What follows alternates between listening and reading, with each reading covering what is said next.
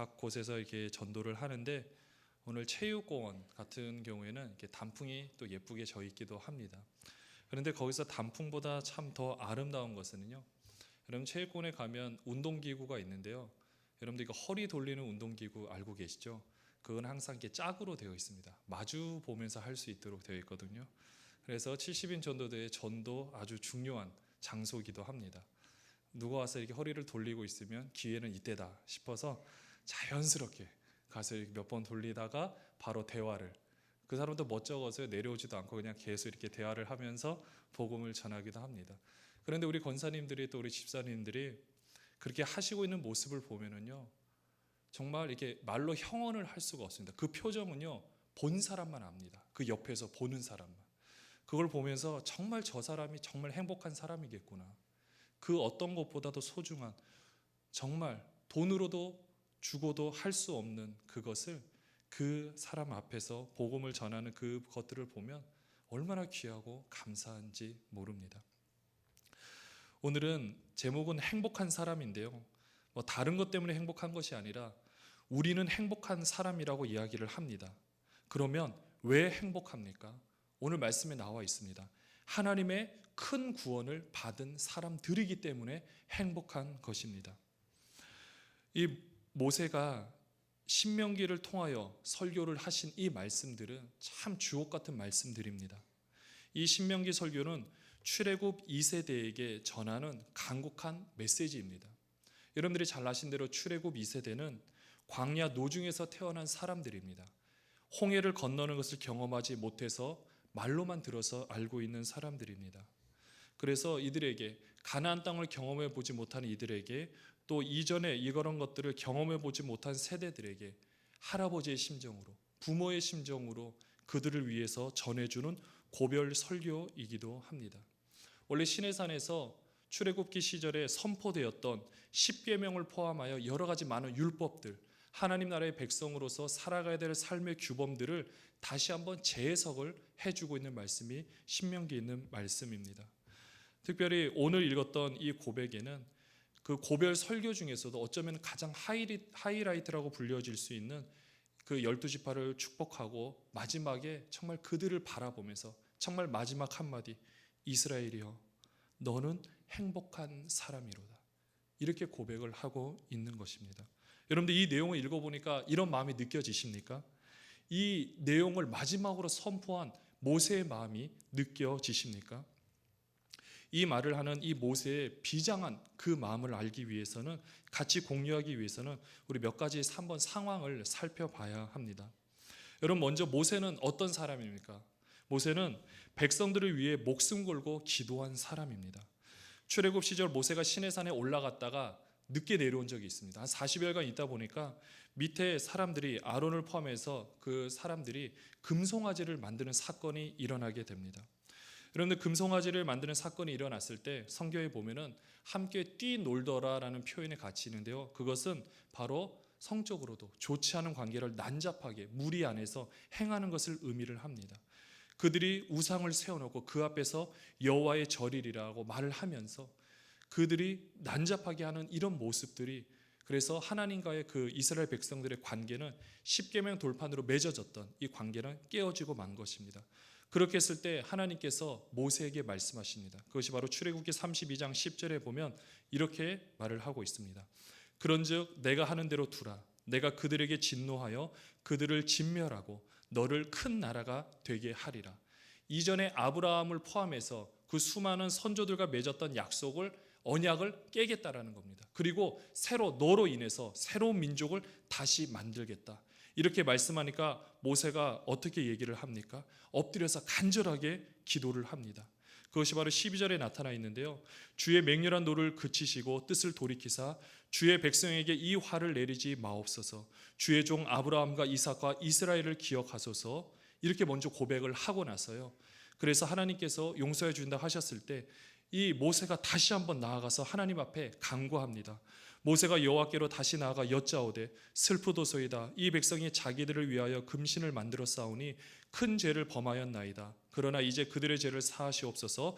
그렇지 아니하시오면 원하건대 주께서 기록하신 책에서 내 이름을 지워버려 주옵소서. 이렇게 고백을 합니다. 여러분들 모세의 마음이 어떻습니까?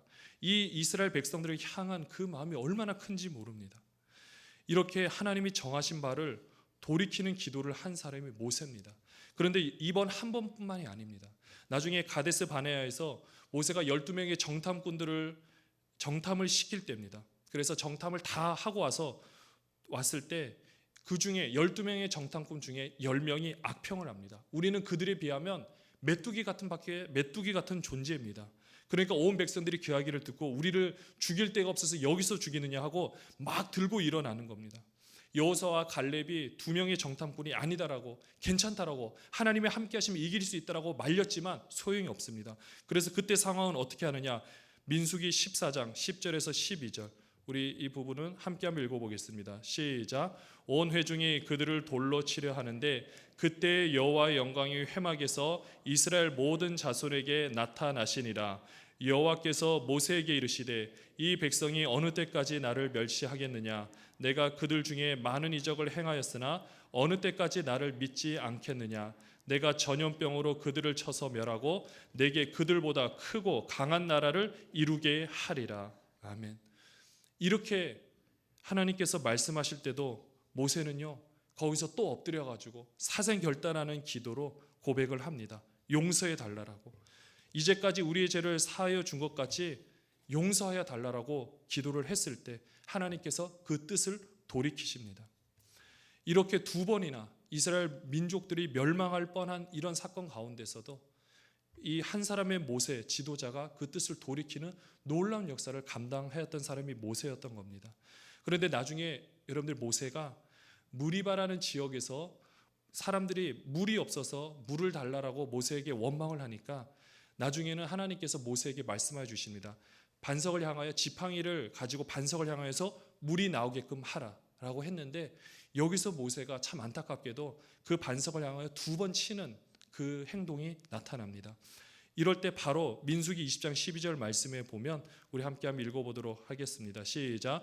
여호와께서 모세와 아론에게 이르시되 너희가 나를 믿지 아니하고 이스라엘 자손의 목전에서 내 거룩함을 나타내지 아니한 고로 너희는 이 회중을 내가 그들에게 준 땅으로 인도하여 드리지 못하리라 하시니라. 아멘. 여러분들 이때 모세의 마음이 어떻게 했습니까? 참 되게 안타까웠을 거예요. 참 마음이 많이 어려웠을 겁니다. 근데 저는 이 말씀을 이렇게 함께 보면서 이때 모세가 이 신명기 3장에 보면은요, 모세가 이 이후에 하나님께 간구하는 기도가 납니다. 어떤 기도냐면요, 바로 자신을 저 가나안 땅에 들여보내달라고 기도를 합니다. 그런데 하나님께서 어떻게 반응을 하시냐면요, 신명기 3장 26절에 보면 여호와께서 너희 때문에 내게 진노하사 내 말을 듣지 아니하고 내게 이르시기를 그만해도 족하니 이 일로 다시 내게 말하지 말라라고 말씀을 하십니다. 모세가 한번 생각해 보십시오. 모세가 이제까지 해왔던 모든 행동들을 본다면 이 하나의 물론 엄청난 실수겠지만 하나님께 간절하게 회개했을 때 하나님이 용서해 주지 않겠습니까? 모세는 사생결단하고 자신의 생명책에서 자신의 이름을 지어줘도 저들을 용서해달라고 기도를 했는데 그렇게 열심히 하고 그렇게 온 집에 충성한 사람이 모세였는데 이 하나의 실수를 하나님 앞에 간구했을 때 용서해 주지 않겠습니까? 우리가 알고 있는 이제까지에서 하나님이라면 용서해 주실 수도 있을 거라는 겁니다. 그런데 이 부분을 보면서 느껴진 거는요, 모세가 아마 계속해서 간구하니까 아마 하나님도 마음이 아프셔서 더 이상 이제 하지 말라고 하십니다. 근데 모세가 계속해서 이렇게 간구를 했을 때 그때는 몰랐지만 그 모세의 마음 가운데 하나님의 마음이 입혀졌을 거라는 생각이 들었습니다. 그게 어떤 마음이냐면요, 여러분들 예전에 국제시장이라는 영화도 있었고 대부분 전쟁 영화에서 보면 이 보트에 네 가족이 있다고 생각했을 때 제가 만약에 저의 가족을 태우는데 제가 타면 보트가 딱 가라앉을 것 같아요. 딱 죽을 것 같아요. 그러면 어떻게 하겠습니까? 저는 못하고요, 가족들을 태워서 보낼 겁니다. 그리고 아들한테 제가 마지막으로 부탁을 할 겁니다. 아들아, 이제는 네가 가장이다. 네가 어머니도 잘 돌보고 이 동생들도 잘 돌봐서 나 대신 잘 해주라라고 마지막으로 부탁을 하고 저는 죽던지 아마 이렇게 될 겁니다. 국제시장도 마찬가지고요. 마지막의 입장에서 그렇게 이야기를 들었을 때 이것을 들은 아들의 입장이 여러분들 어떨 것 같습니까? 그냥 흘려드릴까요? 잊어버릴까요? 아닙니다. 평생 기억합니다. 그 영화에서도 보면 마지막으로 말하는 것이 보이지 않는 그 아버지를 바라보며 아버지 저 이만하면 잘 살았죠. 이게 마지막 장면입니다. 평생 열심히 헌신해서 그 모든 것을 했던 이 모습, 이것은 마지막 그 부탁을 들은 사람으로 할 수 있는 행동인 것입니다. 모세는요, 얼마든지 모든 상황은 잘 모르겠지만 모세는 이 하나님의 마음을 알면서 이 이스라엘 백성들의 전체 보는 앞에서 모세는 자신의 희생을 통하여 그 많은 사람들에게 각인되는 교육을 한 것입니다. 모세라도 정말 위대한 사람 모세라 할지라도 하나님의 말씀에 불순종하였을 때는 국물도 없는 거구나, 아무것도 없는 거구나, 하나님의 말씀이 이렇게 순종하는 것이 중요하구나. 또 이 출애굽 2세대들에게 있어서 사랑하는 그들의 부모님들이 어땠습니까? 하나님의 말씀에 순종하지 않았을 때, 그 가데스 바네아에서 그들이 그렇게 불평하고 악평하였을 때 하나님께서 그 말대로 그들이 광야에서 유리하는 인생을 살게 되다가 죽어가는 것을 이 출애굽 2세대 자녀 세대들이 똑똑히 봤다라는 겁니다. 이들에게 있어서 모세의 삶의 모습과 그리고 부모의 세대의 모습을 통하여 이들에게 각인된 것은 하나님의 말씀대로 순종해야 된다라는 것을 이들이 철저히 깨닫게 되는 것입니다. 여러분들, 이런 입장에서 모세가 마지막으로 자신은 들어가지 못합니다. 이제 들어가지 못하는 것을 알고 있습니다. 그럼에도 불구하고 이 출애굽 2세대들에게 마지막으로 이스라엘이여 너는 행복한 사람이로다. 너는 행복한 사람이로다. 이렇게 말을 하면서 나가서 정말 잘 살고 하나님 뜻 가운데서 거하고 하나님만을 위하고 하나님 뜻대로 삶을 살아라. 모세는 이렇게 얘기하고 거기서 그 죽음을 맞이하는 것을 보게 됩니다. 사랑하는 여러분들, 이제는 이 모세가 하나님을 통하여 우리에게 지금 말씀하고 계십니다. 신일교회여 너는 행복한 사람이로다. 또 여러분의 이름을 부르면서, 여러분 한 사람 한 사람의 이름을 부르면서 너는 행복한 사람이로다. 여러분들 행복한 사람인 거 믿어지십니까? 이렇게 구원함을 받은 사람이 어디에 있겠습니까? 우리는 그런 구원함을 받은 사람에게 이 자리에 모여 있는 거지만 이렇게 놀랍도록 구원함을 받은 사람이 어디 있겠냐는 겁니까? 이 말씀을 준비하면서 한번 곰곰이 짧은 저의 인생을 한번 돌이켜 보게 되었습니다. 저조차도 이 자리에 서 있을 수 있는 것은 이 모세와 같이 보이지 않지만 저에게 좋은 영향력을 끼쳐준 많은 사람들이 있었기 때문에, 물론 배후에는 하나님이 계시겠죠. 하나님께서 택하신 수많은 사람들의 섬김과 희생을 통하여 이 자리에 있을 수 있음을 이렇게 고백하게 되는 것입니다. 여러분들도 마찬가지 아니겠습니까? 여기 앉아 계신 한 분 한 분이 너무나도 귀하고 소중하신 분들입니다. 이 자리에 앉을 수 있는 것이 여러분의 힘과 능력으로만 됐겠습니까? 그렇지 않을 겁니다. 보이지 않지만 여러분들의 부모님, 또 여러분의 주변의 많은 사람들의 희생과 섬김을 통하여서 우리가 이 자리에 앉아 있을 수 있다라는 사실입니다. 우리는 이렇게 행복한 사람인 것을 인정하고 있는데요, 하나님께서 모세를 통해서 출애굽 2세들에게 왜 그들을 그렇게 해서 구별하여 세우고 계속해서 수많은 이런 것들을 통하여 그들을 세우려고 했었을까요? 그것은 바로 그들의 정체성이 제사장 나라로서 주변 사람들에게 복을 전해야 되는 사명이 있었기 때문인 것입니다. 제사장의 중요한 역할은 화목하게 하는 겁니다. 세상과 하나님과 세상 사이를 화목하게 하는 역할, 그것을 하나님께서 계속해서 기다리시면서 그들을 준비시켜서 한 나라로 성장할 수 있게 기다렸던 것은 하나님의 나라의 백성들, 바로 주변의 많은 사람들에게 복을 전해줘야 되는데요, 이 복이 어떤 것이냐? 바로 사랑으로 다스리는 복을 그들에게 전해주는 사명을 이들에게 준 것입니다. 이들이 앞으로 가야 될 그 가나안 땅은요, 힘과 논리로 다스리는 땅이었던 것입니다. 사랑이 아닙니다.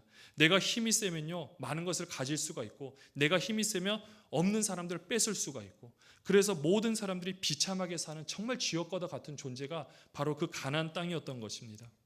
그리고 그들이 섬겼던 신을 아주 간략하게 요약을 하면요, 사랑하는 내 생명의 가장 귀한 존재, 내 사랑하는 자녀를 불에 태워서 죽이고, 그리고 나와서 그 여사제나 남사제와 성적인 관계를 맺게 되고, 여러분들 그러면은 상황이 어떻겠습니까? 가정이 온전하겠습니까? 그것을 바라보는 남편 아내의 모습은 어떻겠습니까? 정말 이 사람이 가장 비참해질 때가 자녀에 대한 소망을 가질 수 없을 때라고 하는데요. 또 남편과 아내로부터 배신을 당했을 때라고 하는데, 나는 안 돼도 자식은 잘 되기를 바라는 마음이 부모의 마음이라고 하였습니다. 그런데 사랑하는 자녀를, 그리고 사랑하는 그 존재를 그렇게 제물로 바친다라는 게 도대체 무엇을 얻기 위해서 그들이 그렇게 삶을 살아야 됐을까요? 가나안 땅의 사람들이 그렇게 삶을 살아가니까 하나님께서는 이 신명기 말씀을 통하여서 이스라엘 백성들에게 이렇게 말씀하여 주십니다. 우리 신명기 9장 4절 말씀을 한번 같이 한번 읽어보도록 하겠습니다. 시작.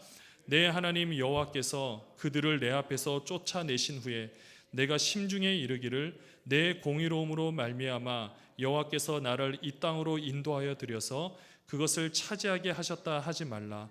이 민족들이 악함으로 말미암아 여호와께서 그들을 내 앞에서 쫓아내심이니라. 그들이 가만히 있는데 하나님이 이스라엘 백성들을 택하셔서 그들을 그냥 냈다 쫓은 게 아니라 보이진 않지만은 여러 가지 나타난 말씀에 근거하여 그들 백성의 삶의 모습이 어떠한지를 알려주고 있는데요. 너무나도 비참했다라는 겁니다.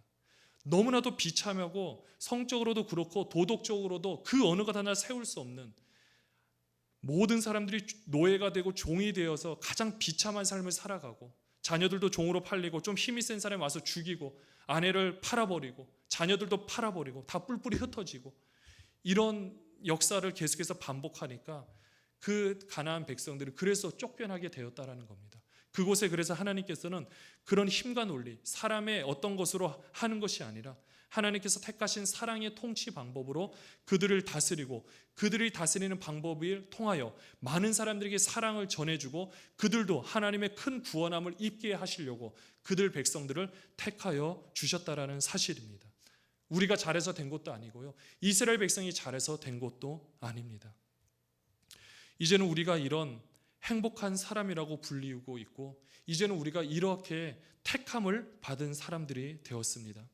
이제는 우리가 어떤 사명을 감당해야 되겠습니까? 이제는 우리가 우리 주위에 있는 그 많은 사람들, 많은 그 사람들에게 이 하나님의 복이 무엇인지를 우리는 보여주고 증명시켜주고 우리는 그것을 알려줘야 되는 사명을 우리는 가지고 있습니다. 이 땅에도 마찬가지지만요, 지금 21세기를 살아가고 있는 이 시대도 이제는 가장 최고의 신이 만몬신이 아닌가 합니다. 물질을 지배하는 신, 물질 만능주의, 이것으로 말미암아 생명도 그 이하로 떨어지게 되는 안타까운 일들이 발생을 하고 있습니다. 여러분들, 이런 상황들 가운데 이것에 대해서 상대적으로 이 신이 잘못되었다는 것을 증명할 수 있는 방법이 뭐가 있겠습니까? 다른 어떤 신으로도, 다른 어떤 종교로도요, 이것을 증명할 수가 없습니다. 이 모든 종교, 바알과 아세라 문화라고 불려지는 물질 만능주의, 풍요를 위해서 내 어떤 것조차도 다 버릴 수 있다라는 이런 주의를, 이것을 완벽하게 막아내고 이것에 대해서 철저하게 진리로 증명해낼 수 있는 것은 하나밖에 없습니다. 구원밖에 없고요, 이 기독교 복음의 진리로만이 그것에 대해서 절대 진리를 통하여 그들에게 그것이 상대적으로 잘못되었다는 것을 알려줄 수 있다는 겁니다. 이제는 이 사명을 이제는 우리가 감당해야 하는 것입니다. 출애굽기 20장 2절에 보면 이스라엘 백성들이 하나님께서 이 십계명의 서문 가운데 이렇게 먼저 말씀하셨습니다. 나는 너를 애굽 땅 종 되었던 집에서 인도하여 낸 내 하나님 여호와니라. 종 되었던 집에서 인도하여 낸 내 하나님, 너의 하나님 여호와니라. 이것이 그들에게 하나님께서 율법을 말씀하실 때 먼저 정체성으로 심어준 겁니다. 우리 신분이 어떠했는지를 먼저 우리가 알아야 되고요, 그 가운데서 하나님께서 어떻게 이끌어내셨는지, 그렇다는 건요, 그 이전의 삶이 얼마나 비참하고 잘못되었다는 것을 알게 해주시는 겁니다. 그 이전의 삶을 경험하게 하고 진리의 삶을 경험하게 함으로 이전의 삶이 잘못되었다는 것을 알려줄 수 있게 되는 거죠. 마찬가지입니다. 우리나라도 보면 일제 그 36년간의 그 수탈을 당했던 기억이, 여기서 그것을 경험하신 분도 계시겠지만 경험하지 않은 분들이 이제는 대부분일 겁니다. 그럼에도 불구하고 지금 저희 같은 이 젊은 세대 또래에 있어서도요, 반일 감정은 엄청납니다. 직접 겪진 않았거든요. 그런데 왜 있을까요? 여러분들 36년의 생활도 이런 느낌이, 이런 문화가 형성이 되어 있습니다. 하물며 이스라엘 백성들이 400년 동안 애굽 거기서 나중에 종살이를 했던 시절과 또 40년간의 광야 생활을 했던 이 시절들은 그들에게 어떤 경험으로 자리 잡았겠습니까? 그것은 하나님께서 뜻하신 바가 있다라는 겁니다. 이렇게 종되어 있고 지금으로 말하면 죄의 이 모든 죄의 노예가 되어 있고 물질의 노예가 되어 있는 이곳에서 이제는 너희들이 종되었던 곳에서 해방되었던 것처럼 이제는 너희가 먼저 그 부분에서 자유해져서 진리의 삶이 무엇인지를 너네가 직접 살아봐서 그것을 가지고 많은 사람들에게 복음을 전해라. 진리의 삶이 무엇인지를 마음껏 나타내 보여라. 이 사명을 하나님께서 우리에게 주신 줄로 믿습니다. 우리의 정체성은 무엇입니까? 하나님 나라의 백성입니다. 하나님 나라의 자녀고요. 하나님의 자녀고요. 우리는 이 정체성을 가지고 이 정체성을 잊지 말고 우리의 삶을 살아야 하는 것입니다. 우리가 새서면 축제를 준비하고 있습니다. 새서면 축제를 준비하면 지금도 많은 분들이 태신자를 작정하고 이 모든 것을 준비하고 있는데요. 우리가 이걸 하면서 꼭 놓치지 말아야 할 것은 태신자를 작정함과 동시에 먼저 우리의 이 영혼의 모든 부분을 한번 갈아엎는다라는 생각으로 기경한다는 생각으로 우리가 이 새세면 축제에 임하였으면 좋겠습니다. 여러분들 이 땅이 계속해서 파도도 치지 않고 계속해서 평안해 보이면 좋은 것 같죠? 잘 아시겠지만 그러면 물고기들이 산소가 없어서 다 죽습니다. 한 번씩 태풍이 침으로 말미암아 물이 정화가 되고 그 안에서 많은 물들이 공기가 공급이 돼서 녹아들어야만 물고기들이 살 수 있는 것처럼 우리에게 있어서도 항상 평안한 삶이 중요할 수도 있겠지만 우리 이 모든 삶의 모습들 가운데 이 새세면 축제를 통하여서 또 새일의 특별 새벽 붕이야 이런 모든 것들을 통하여 우리의 모든 것을 다시 한번 새롭게 정화시키고 돌이켜보고 그래서 한 영혼의 소중함을 우리가 깨달아 알게 되는 귀한 시간이 되기를 바랍니다. 하나님께서 우리의 정체성 바로 하나님 나라의 백성으로서 삶을 살아가는 것을 하나님께서는 간절히 원하고 계십니다. 또 우리의 사명은 무엇입니까? 바로 이 모든 종교를 상대화시키는 절대 진리의 하나님을 전해야 될 의무가 있습니다. 아까도 우리 선생님이 대표 기도를 하시는데 우리가 품고 있는 태신자에게 참 약속을 했는데 약속대로 되지 않아서 안타까워하는 그 모습 참 마음이 안타까우면서 어쩌면 그 모습이 우리들의 지금 아마 현실일 거라 생각이 되어집니다. 그런데 이 출애굽 2세대는 먼저는 출애굽 1세대의 희생이 있었고요. 그 이전에는 수많은 그 선조들의 희생이 있었고요. 그리고 모세의 희생이 있음으로 말미암아 그들이 세워지게 되었습니다. 여러분들이 지금 이 섬기면서 이 일을 감당하면서 혹시라도 뜻대로 되지 않는다 할지라도 여러분들이 그것은 잘못된 것도 아니고요. 거기서 포기할 일도 아니라는 것입니다.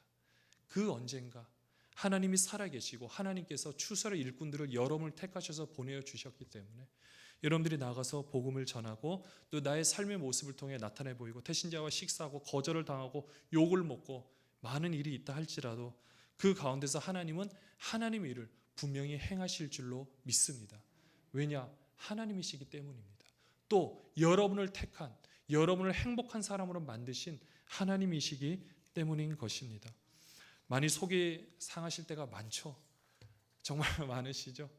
하지만 그 희생에는 분명히 그 희생은 밑거름으로 바뀌어집니다. 사랑하는 여러분들 행복한 사람이라는 거 믿어지십니까? 정말로 믿어지십니까? 이 행복한 사람이 해야 될 사명은 너무나도 큽니다. 우리에게 맡겨진 사명이 너무나도 큽니다. 우리의 정체성, 우리의 사명, 사실 이것을 잊지 않기 위해서 제일 중요한 것이 무엇인지 아십니까? 그것이 바로 예배입니다. 여러분들 나를 알려면 먼저 누구를 알아야 될까요? 하나님을 알아야 됩니다. 내 자신을 철학적으로 증명하려고 하면요, 기준이 나밖에 없기 때문에 어떤 방향으로 나갈지 모릅니다. 사람들은 그렇게 해서 증명을 하려고 하지만 그렇게 해서는 증명이 되지 않습니다. 증명이 되지 않는 아주 간단한 이유 하나만 봐도요, 우리들의 사람들의 모습, 예전에도 있었지만 강남에 예전에 정전이 잠깐 된 적이 있었습니다. 한 3년 전에 순환으로 우리나라 전체 땅이 정전이 됐는데 뉴스에 이게 토픽으로 조그맣게 나온 건데요. 강남역 지하에 가면 지하 상가가 있고 여러분들 여성분들 보면은 이런 바구니에서 이제 화장품을 담아서 계산을 하는 곳이 있습니다. 화장품을 하는 곳이 담았는데요. 순간 정전이 딱 됐습니다. 여러분 어떤 일이 벌어졌을까요? 끝까지 줄 서서 계산을 기다렸겠죠? 그렇지가 않습니다. 순간 사람들이 다 들고 도망가 버립니다. 우리는 웃겠지만 그게 현실입니다. 이것뿐만 아니라 사람들의 이제까지 삶의 모든 모습들, 우리가 바알과 아세라 신과 모든 걸 얘기했지만 이 고대 근동시대의 삶의 모습을 보면 5%의 사람들이 잘 살기 위하여서 95%의 사람들이 종도 아니 너무 비참한 존재로 삶을 살아가는 대부분의 현실이었습니다. 그나마 힘을 조금이라도 가지면 말 그대로 옆에 가서 양식이 없으니까 굶으면 안 되니까 내 자식 먹인다고 옆에 가서 다 죽이고 남자들 다 죽이고 여자들 다 종으로 팔고 자녀들을 다 데리고 와서 어렸을 때부터 노예로 키우고 그러면 그들이 배우지 못했기 때문에 그 세대는 후손 대대로 노예에서 벗어날 수가 없고 가장 비참하게 삶을 살아갑니다. 여러분들 이것이 그 주변의 가나안 문화, 지금의 세상의 문화인 것입니다. 여기에 대해서 누가 반기를 들겠습니까? 지금은요 교계나 이 모든 부분에도 이 물질 만능주의라는 이 부분이 너무나도 커서 이제는 우리가 여기서 자유해질 수 있는 방법은 진짜 하나, 바로 절대 진리신 그 복음, 하나님의 놀라운 역사를 우리 삶 가운데 투영해서 나타나 보이는 방법 외에는 답이 없습니다. 그래서 하나님께서는 이 백성들을 세워가게 하시려고 이렇게 많은 노력을 기울이신 겁니다. 그래서 안 될 때는 자르려고, 안 되려면 다 멸망시켜서라도 새롭게 시작하시려는 게 하나님 뜻이었는데 모세가 막았던 거죠. 결사적인 기도와 그 모세의 마음 가운데 하나님, 제가 잘못 가르쳤고 제가 잘못 인도했기 때문에 제가 책임져야 됩니다. 저를 죽이시든지 아니면 저들을 살려주시든지 용서하여 주시옵소서. 마찬가지입니다. 여러분들 우리 주위에 있는 많은 사람들, 여러분들 때문에 물론 여러분들이 욕을 먹을 수도 있습니다. 그러나 그 많은 사람들은요, 여러분 없으면 다 죽을 사람들입니다. 여러분 없으면 희망도 없고 소망도 없이 살아갈 사람들인데 여러분들이 그나마 있기 때문에, 모세같이 그 자리에 있기 때문에 그들이 존재할 수 있다는 겁니다. 그들이 자녀 세대에 희망이 없는데 근데 여러분이 있으니까 그들이 자녀 세대에 희망을 걸 수가 있게 된 겁니다. 얼마나 귀하고 감사한 일입니까? 얼마나 놀라운 일입니까? 이 귀중한 일을 하나님께서 우리에게 맡겨주셨다라는 사실입니다. 그래서 우리가 행복한 사람이라는 것입니다. 우리 주위에 많은 사람들에게 하나님의 그 놀라운 복음을 전할 때 많이 힘들고 어렵겠지만 이 일을 시작하신 이가 하나님이시기에 하나님께서 힘과 능력으로 함께해 줄 줄 믿습니다. 이제 말씀을 마무리하겠습니다. 하나님께서 이 모든 것을 우리에게 모세를 통하여 또 하나님의 말씀을 통하여 말씀하여 주셨다라면 지킬 수 있는 힘과 능력도 함께 주일 줄 믿습니다. 오늘 읽었던 후반절의 말씀 보면 그는 너를 돕는 방패시요 내 영광의 칼이시라. 바로 여호와는 이스라엘을 보호하는 방패와 같고 원수를 쳐서 이기는 무서운 칼과 같다라고 말씀하고 있습니다. 사실 여러분들의 원수가 여러분 주위 사람들이 아니겠죠. 여러분의 생각을 실패라고 생각하게 만들고 여러분을 할 수 없다라고 의기소침하게 만드는 악한 영이 원수지 그 사람들은 원수가 아닙니다. 너희는 언제까지나 여호와만 의지하며 살아라. 그러면 내 원수들이 내 앞에 엎드려 살려달라고 애원할 것이고 너는 그들의 등을 짓밟게 될 것이다. 바로 여러분 우리들이 하나님만 의지해서 귀한 삶을 살아가고 또한 그의 삶을 나타내 보일 때 모든 영적인 전쟁 가운데도 승리할 줄 믿습니다. 두려워하지 마시기 바랍니다. 하나님의 큰 구원을 받은 행복한 사람들이요, 하나님의 도우심을 믿고 바라는 여러분 되시기를 주님의 이름으로 축원합니다.